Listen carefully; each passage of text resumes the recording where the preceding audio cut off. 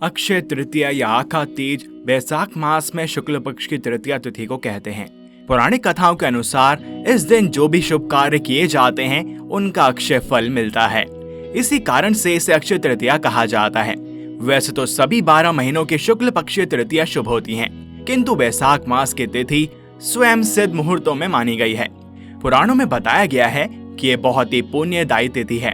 इस दिन किए गए दान पुण्य के बारे में मान्यता है कि जो कुछ भी पुण्य कार्य इस दिन किए जाते हैं उनका फल अक्षय होता है, यानी कई जन्मों तक इसका लाभ मिलता है।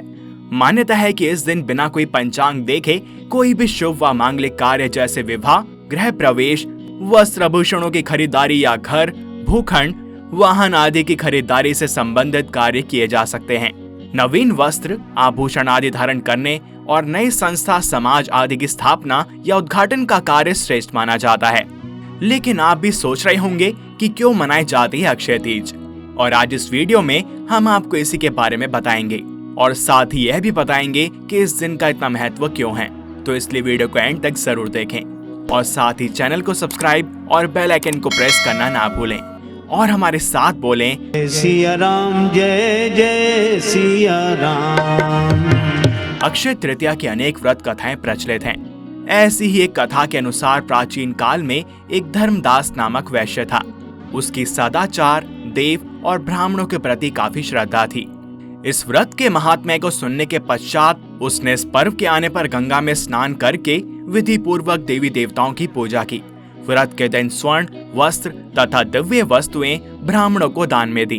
अनेक रोगों से ग्रस्त तथा वृद्ध होने के बावजूद भी उसने उपवास करके धर्म, कर्म और दान पुण्य किया। यही वैश्य दूसरे जन्म में कुशावती का राजा बना। कहते हैं कि अक्षय तृतीया के दिन किए गए दान व पूजन के कारण वह बहुत धनी प्रतापी बन गया। वह इतना धनी और प्रतापी राजा था कि त्रिदेव तक उसके दरबार में अक्षय तृतीया के दिन ब्राह्मण का वेश धारण कर उसके महायज्ञ में शामिल हुए थे। अपनी श्रद्धा और भक्ति का उसे कभी घमंड नहीं हुआ और महान वैभवशाली होने के बावजूद भी वह धर्म मार्ग से विचलित नहीं हुआ। माना जाता है कि यही राजा आगे चलकर राजा चंद्रगुप्त के रूप में पैदा हुआ था। स्कंद पुराण और भविष्य पुराण में उल्लेख है कि वैशाख शुक्ल पक्ष की तृतीया को रेणुका के गर्भ से भगवान विष्णु ने परशुराम रूप में जन्म लिया था। कोंकण और चिपलून के परशुराम मंदिरों में इस तिथि को परशुराम जन्मोत्सव बड़ी धूमधाम से मनाया जाता है।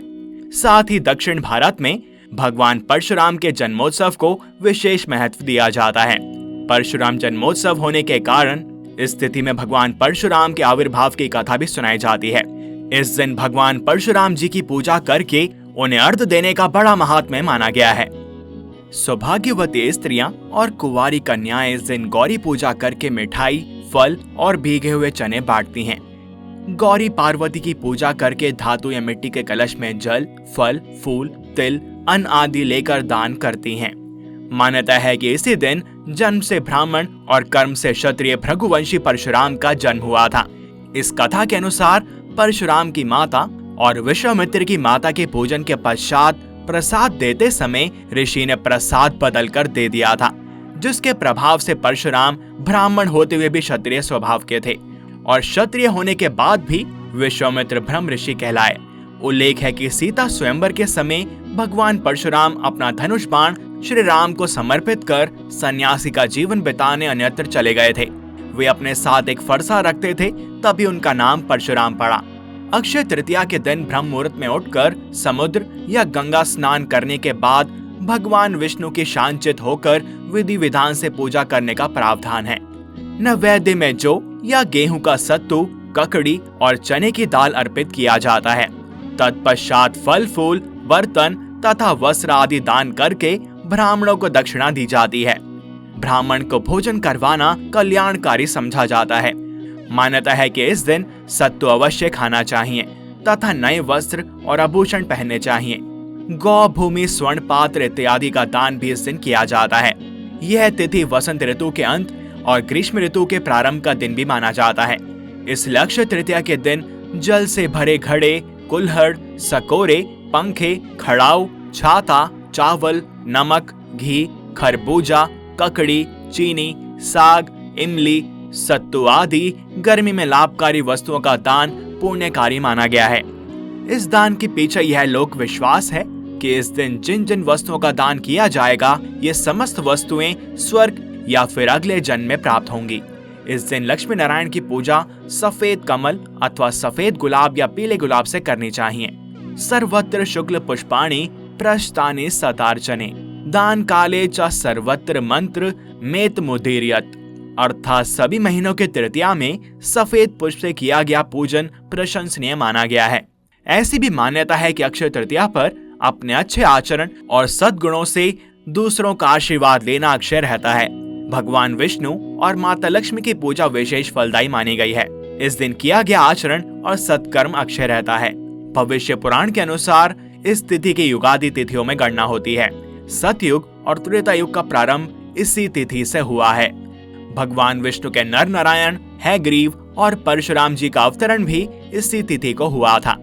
ब्रह्मा जी के पुत्र अक्षय कुमार का आविर्भाव भी इसी दिन हुआ था।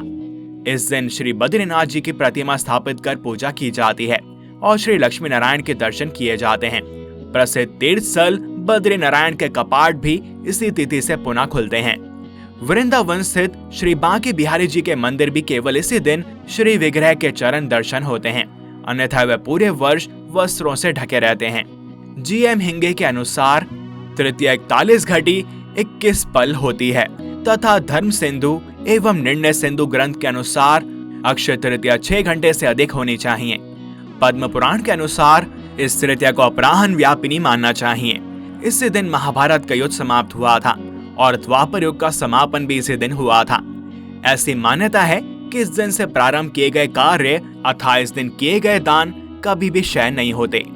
मदन रत्न के अनुसार अस्याम तिथो क्षयमुर्पति हुतम ना दत्तम तेनाक्ष्यति कथिता मुनिभिः तृतीया उद्देश्य देवत पितरन क्रियते मनुष्य है तत्चाक्षयम भवति भारत सर्वमेव।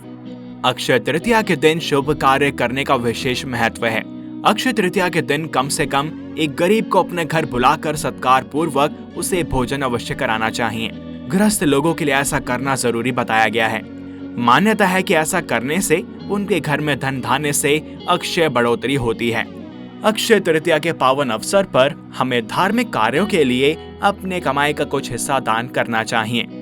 ऐसा करने से हमारी धन संपदा में कई गुना वृद्धि होती है। तो ये थी कथा अक्षय तृतीया की। आपको इसके बारे में जानकर कैसा लगा हमें कमेंट सेक्शन में जरूर बताएं।